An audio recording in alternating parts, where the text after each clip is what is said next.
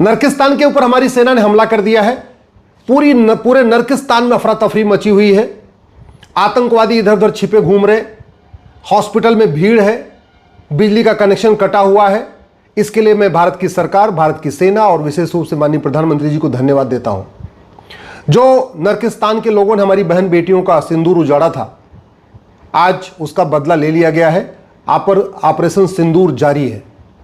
इसके साथ ही साथ मैं माननीय प्रधानमंत्री से निवेदन करता हूं कि भारत के अंदर बैठे नर्किस्तान के समर्थकों पे भी सर्जिकल स्ट्राइक करें। भारत में कोई 2-4 नहीं, 10-20 नहीं, लाखों की संख्या में नर्किस्तान के समर्थक बैठे हुए। एक बार आप लोग भी गूगल करके देखिए, the biggest Jamaat of the world. आपको पता चलेगा दुनिया का सबसे बड़ा जमाती संगठन भारत में है और सबसे बड़े जमाती संगठन का हेडक्वार्टर भारत में है। और जो biggest Jamaat of the world है उसका हेडक्वार्टर सुप्रीम कोर्ट से 2-3 किलोमीटर की दूरी पे है, संसद से भी 2-3 किलोमीटर की दूरी पे है, सीबीआई के हेडक्वार्टर से भी 2-3 किलोमीटर की दूरी पे है, ईडी के हेडक्वार्टर से भी 2-3 किलोमीटर की दूरी पे है। जिस जमाती संगठन को दुनिया के कई इस्लामिक देशों ने बैन किया हुआ है, उसका हेडक्वार्टर भारत की राजधानी दिल्ली में संसद, सुप्रीम कोर्ट, सीबीआई ऑफिस के बगल में ही है। मैं माननीय प्रधानमंत्री से निवेदन कर रहा हूं, ये जो the biggest Jamaat of the world है, इसके ऊपर भी सर्जिकल स्ट्राइक करें।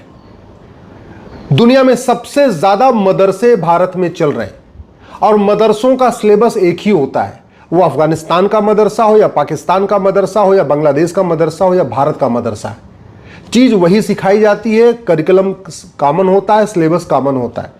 वही पाक नापाक की सोच, वही हराम हलाल की सोच, वही काफिर वाली सोच।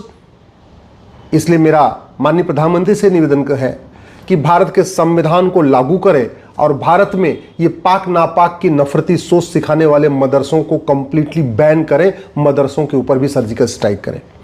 दुनिया में सबसे ज्यादा मज़ारें भारत में बन चुकी हैं, सबसे ज्यादा दरगाहें भारत में बन चुकी हैं, जबकि मज़ार बनाना, दरगाह बनाना इस्लाम में हराम है। अरब, दुबई, कुवैत, बहरीन में एक भी नहीं है। अब समय आ गया है लैंड जिहाद के खिलाफ कठोर कानून बनाया जाए और जो भी आदमी अवैध निर्माण कर रहा हो, सरकारी जमीन पे कर रहा हो, पार्क में कर रहा हो, खेल के मैदान में कर रहा हो, रेलवे स्टेशन के पास कर रहा हो, कहीं पे भी कर रहा हो, और वो भी हराम जो है उसका अगर निर्माण हो रहा है, उस पर गंभीरता के साथ सर्जिकल स्ट्राइक करने की जरूरत है।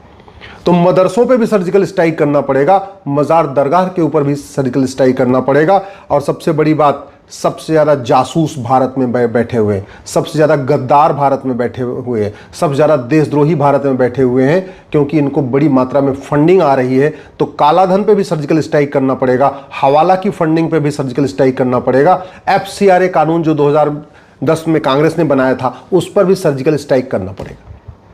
1000 बेटियां हमारी प्रतिदिन लफ्ज़ जिहाद का शिकार हो रही हैं, उसका मूल कारण है घटिया कानून। मैं माननीय प्रधानमंत्री से निवेदन कर रहा हूं, लफ्ज़ जिहाद करने वालों और उनके मददगारों पे सर्जिकल स्ट्राइक करें। सर्जिकल स्ट्राइक करने का मतलब यह है, जैसे सेना ने जाके नर्किस्तान में सर्जिकल स्ट्राइक किया, वैसे ही संसद का विशेष सत्र बुलाया जाए और विशेष सत्र में लफ्ज़ जिहाद को राष्ट्र की सुरक्षा के लिए खतरा घोषित किया जाए, देश की एकता अखंडता के लिए खतरा घोषित किया जाए, लफ्ज़ जिहाद को देशद्रोह घोषित किया जाए, लफ्ज़ जिहाद को ऑर्गेनाइज क्राइम डिक्लेयर किया जाए और लफ्ज़ जिहाद करने वालों और उनके मददगारों के खिलाफ NSA UAPA वेजिंग वॉर, देशद्रोह, गैंगस्टर एक्ट लगाने के लिए व्यवस्था किया जाए और कोर्ट से कहा जाए कि narco polygraph brain mapping test करके इनको आप 2-2 महीने में सजा देना शुरू करिए।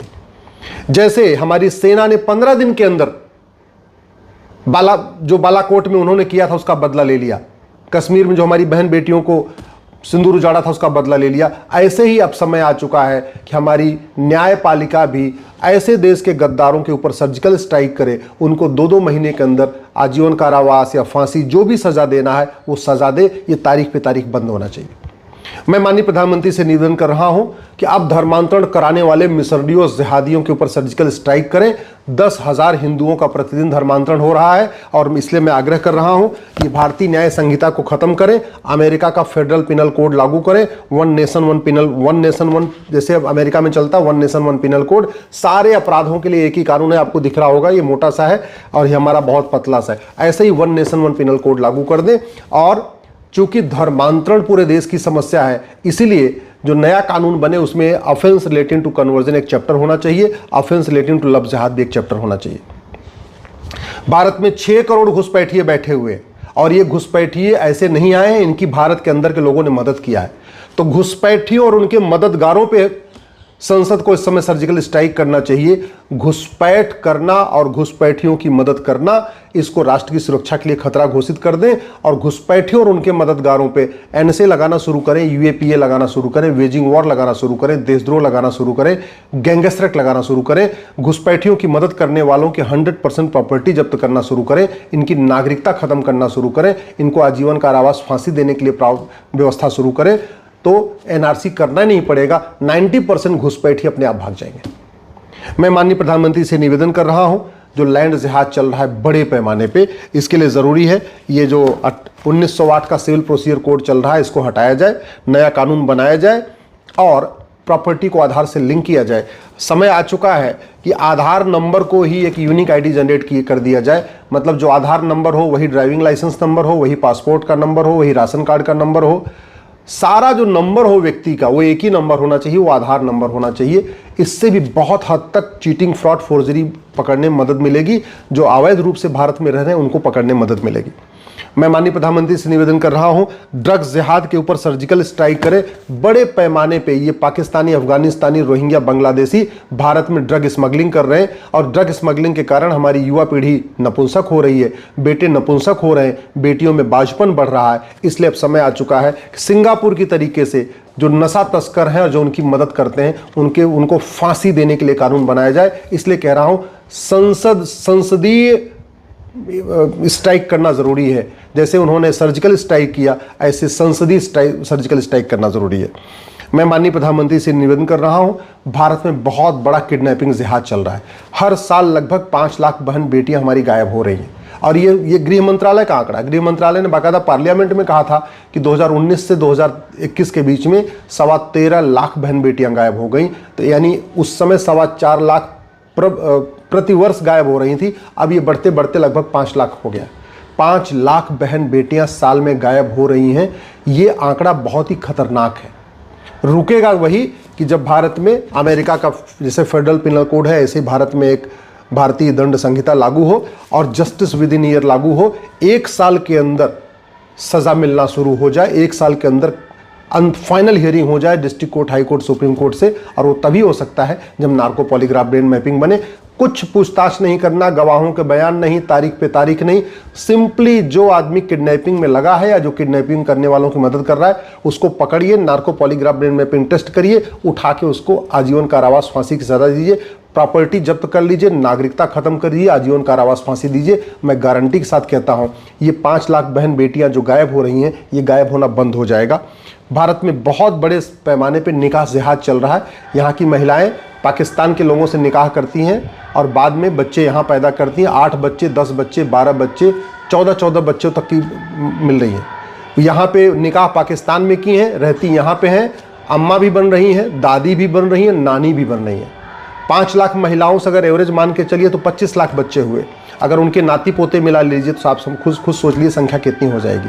तो अब समय आ चुका है, राइट टू एजुकेशन एक्ट को बदल के 10वीं तक समान शिक्षा लागू किया जाए, मदरसा कंप्लीट बैन किया जाए। अब समय आ चुका है जो बेनामी एक्ट है इसको बदला जाए, ख़त्म किया जाए, क्योंकि जितने अलगाववादियों, जिहादियों और चरमपंथियों को फंडिंग होती है वो बेनामी होती है। तो ये कानून बदला जाए। अब समय आ चुका है नकली दवाओं का कारोबार बंद करने के लिए 1940 का ड्रग एक्ट बदला जाए। अब समय आ चुका है माइनॉरिटी को डिफाइन कर दिया जाए। पहली बात तो माइनॉरिटी को ख़त्म कर देना चाहिए, और ख़त्म भी नहीं करना तो कम से कम डिफाइन कर दें कि भैया जिसकी संख्या 1 लाख है पूरे देश में वो माइनॉरिटी का, 1 लाख से कम है तो माइनॉरिटी कहलाएगा, जिसकी संख्या 1 लाख से ज़्यादा हो गई उसका माइनॉरिटी का दर्जा खत्म होगा। यहूदी, बहाई, पारसी ये माइनॉरिटी रहे कोई दिक्कत नहीं, लेकिन इसको ख़त्म करने की ज़रूरत है। अब समय आ चुका है हेट स्पीच को डिफ़ाइन किया जाए, और जितनी किताबें भारत में पढ़ाई जाती हैं सबकी समीक्षा किया जाए।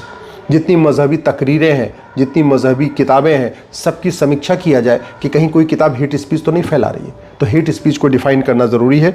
ये 2010 में जो कांग्रेस ने FCRA कानून बनाया था इसको ख़त्म करना ज़रूरी है।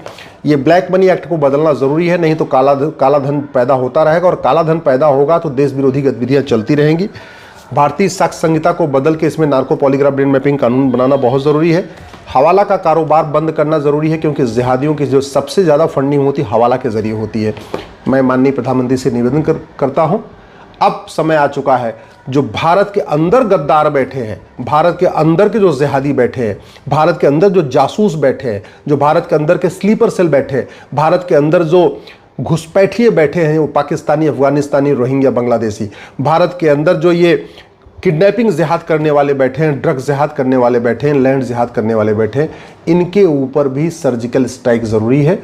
और सर्जिकल स्ट्राइक तभी हो सकती है जब संसद को बुलाया जाए, कठोर कानून बनाया जाए, सुप्रीम कोर्ट से बात किया जाए कि भैया यहाँ मानवाधिकार मत करना, अब यहाँ मानव और दानव को अलग अलग समझो।